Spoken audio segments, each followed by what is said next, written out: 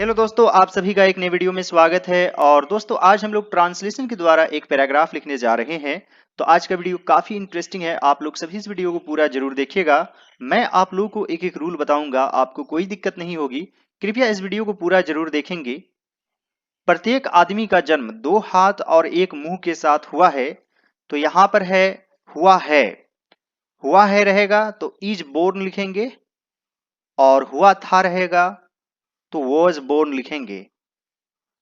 और यह हमेशा पैसिव वॉइस में लिखा जाता है। तो दोस्तों यहां पर है प्रत्येक आदमी का जन्म, यानी कि एवरी मैन इज बोर्न। दो हाथ और एक मुंह के साथ, with two hands and a mouth.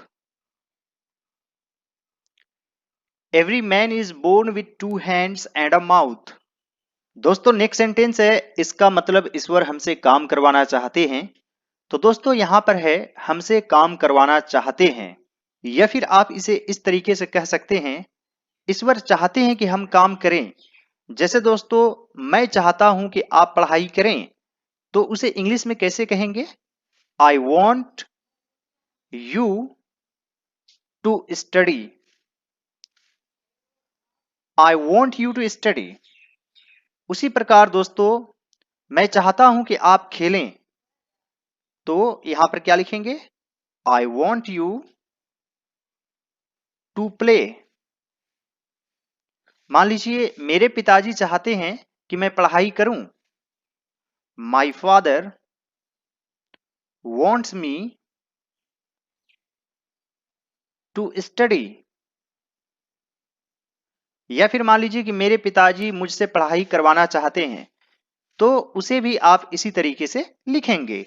उम्मीद करता हूं कि यह चीज आप लोगों को समझ में आ गया होगा। यानी कि पहले want लिखते हैं, उसके बाद यहां पर ऑब्जेक्ट देते हैं, जिससे आप जो काम करवाना चाहते हैं तो वो ऑब्जेक्ट के रूप में यहां पर लिख देते हैं, और फिर टू लिखने के बाद वर्ब लिखते हैं। तो दोस्तों यहां पर है इसका मतलब ईश्वर हमसे काम करवाना चाहते हैं। इसका मतलब that means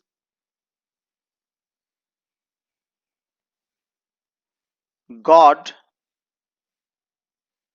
wants us to work। हमें अपने जरूरतों को पूरा करने के लिए काम करना पड़ता है।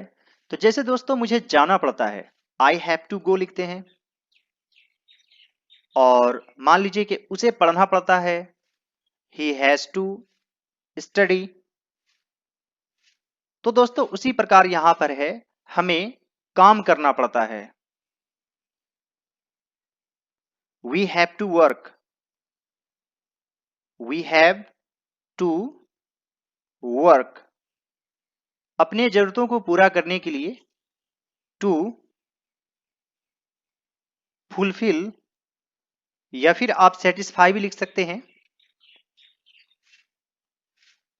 और यहां पर हो जाएगा our needs. We have to work to satisfy our needs.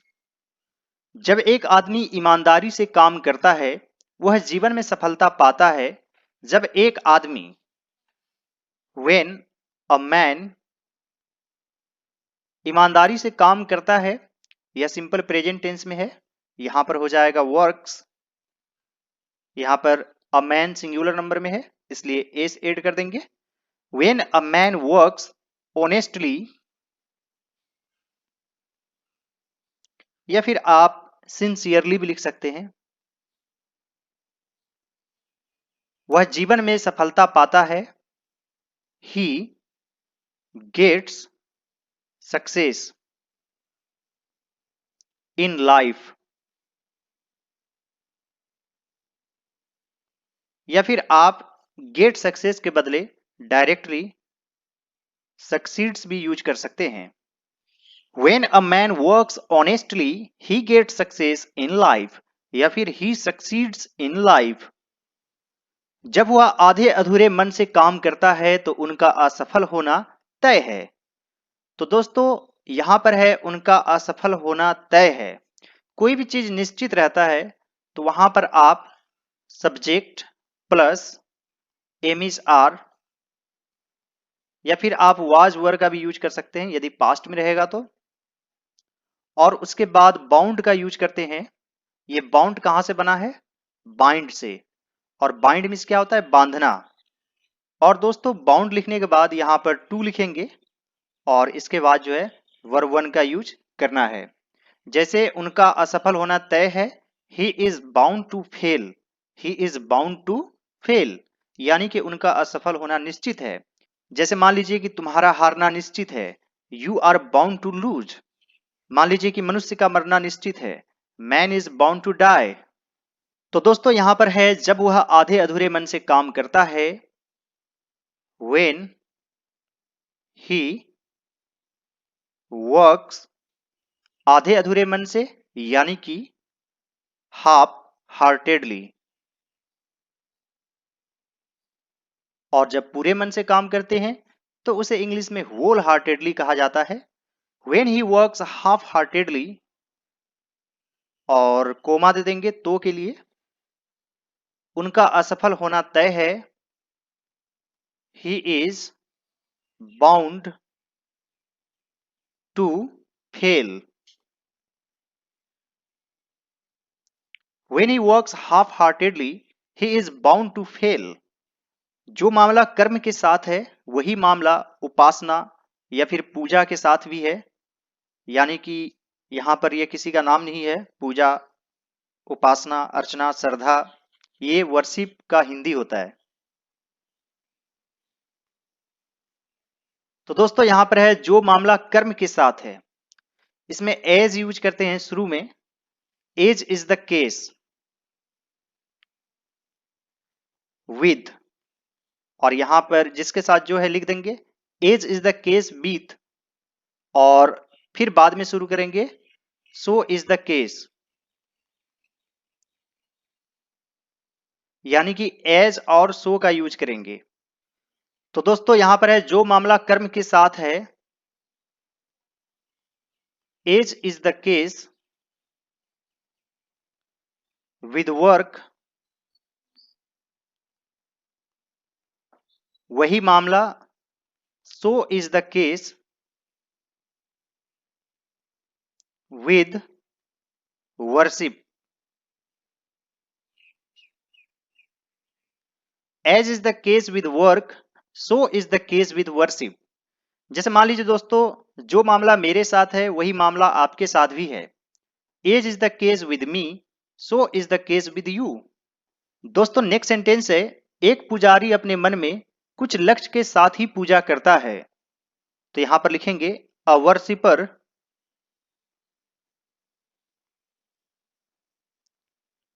worships with some aim in mind।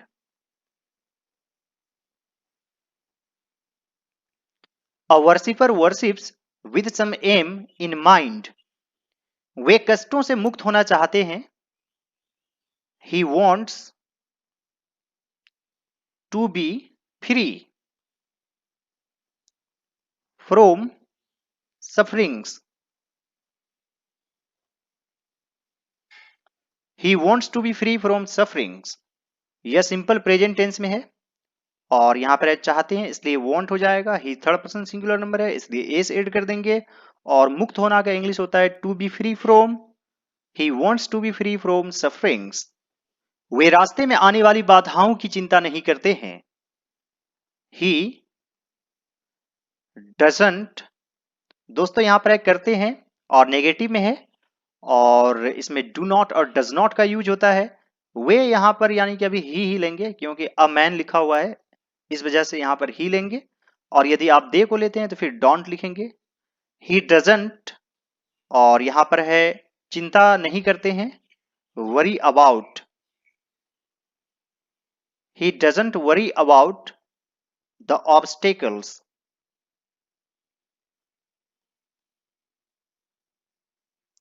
रास्ते में on the way. He doesn't worry about the obstacles on the way. एक पुजारी ईश्वर को पा सकते हैं यदि वह सच्चे मन से पूजा करते हैं. A worshipper can find, यहां पर रह सकते हैं इसलिए कैन यूज करेंगे. Can find God. A worshipper can find God यदि वह सच्चे मन से पूजा करते हैं. If he worships sincerely. A worshipper can find God if he worships sincerely. एक श्रमिक सफल हो सकता है यदि वह अपना काम ईमानदारी से करता है. A worker सफल हो सकता है. Can succeed. Succeed as a verb use होता है जिसका मतलब होता है सफल होना और सक्सेस का मतलब होता है सफलता. A worker can succeed यदि वह अपना काम ईमानदारी से करता है. If he does his work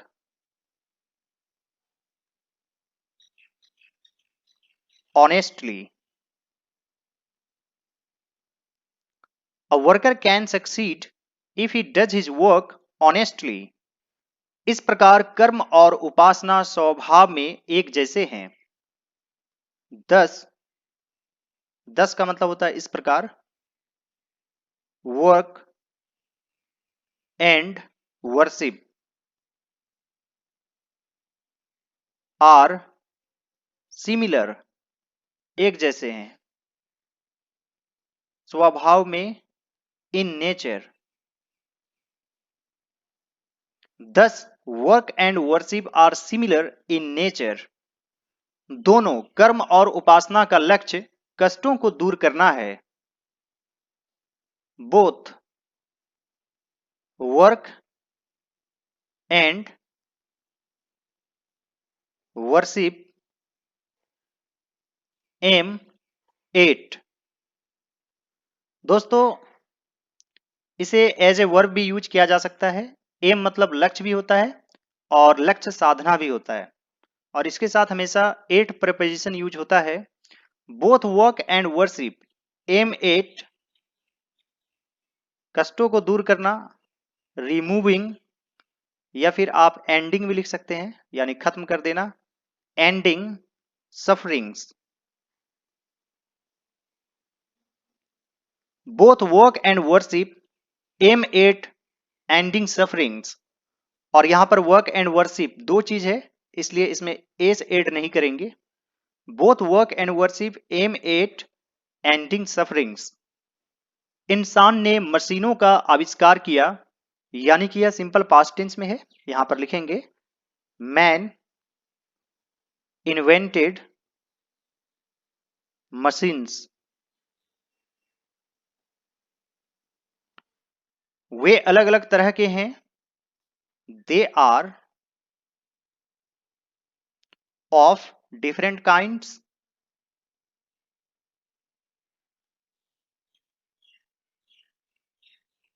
और अलग अलग उद्देश्य के लिए हैं. एंड यहां पर एक के लिए इसलिए फॉर यूज करेंगे. And for different purposes. Man invented machines. They are of different kinds and for different purposes. जो हम हाथ से करते थे अब मशीनों के द्वारा किया जा रहा है.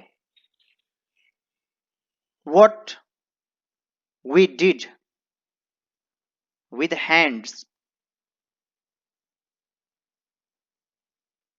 अब मशीनों के द्वारा किया जा रहा है.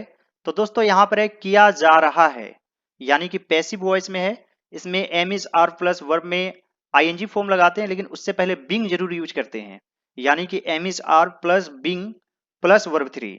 जैसे मान लीजिए दोस्तों पेड़ को काटा जा रहा है. The tree is being cut.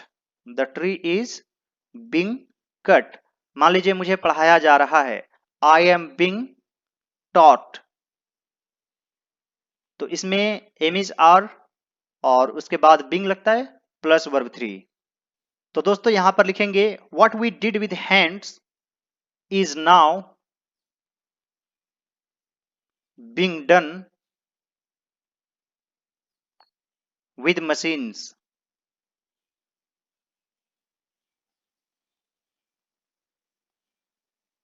What we did with hands is now being done with machines। जो आदमी मानव जाति के कल्याण के लिए काम करते हैं वे भी एक उपासक हैं। The man who works मानव जाति के कल्याण के लिए for the welfare of human beings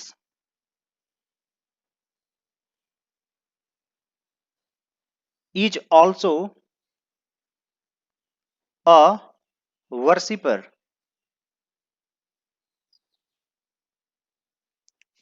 The man who works for the welfare of human beings is also a worshipper। लेकिन दुष्ट काम जैसे युद्ध शुरू करना, लोगों को लूटना, कालाबाजारी, तस्करी इत्यादि उपासना नहीं है।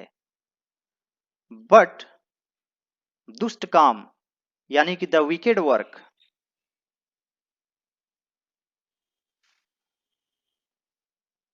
जैसे युद्ध शुरू करना, लाइक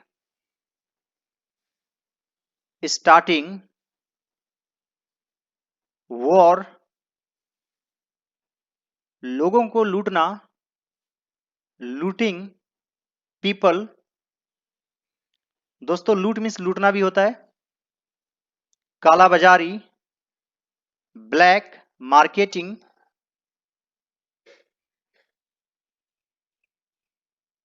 तस्करी यानी कि smuggling,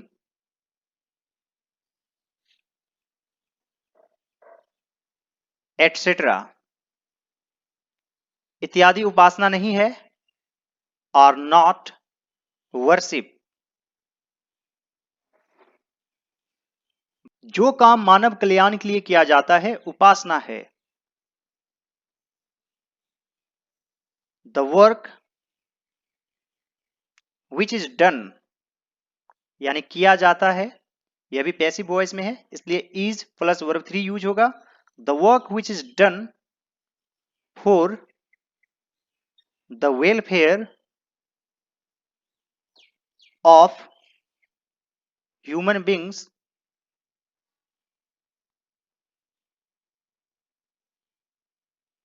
is worship. The work which is done for the welfare of human beings is worship। उम्मीद करता हूं दोस्तों कि आज का वीडियो आप लोगों को अच्छा लगा होगा। यदि यह वीडियो आप लोगों को अच्छा लगे तो इस वीडियो को जरूर लाइक कर दीजिएगा और दोस्तों कुछ ना कुछ कमेंट जरूर कीजिए, मुझे अच्छा लगता है, मोटिवेशन मिलता है। और अभी तक आप लोगों ने मेरे चैनल को सब्सक्राइब नहीं किया है तो जरूर सब्सक्राइब कर लीजिए। साथ ही दूसरे सभी वीडियोज को जरूर देखिए क्योंकि यहाँ पर आप इंग्लिश सीखते हैं। All right, dear students and friends, thanks for watching. Have a great day. Enjoy yourself.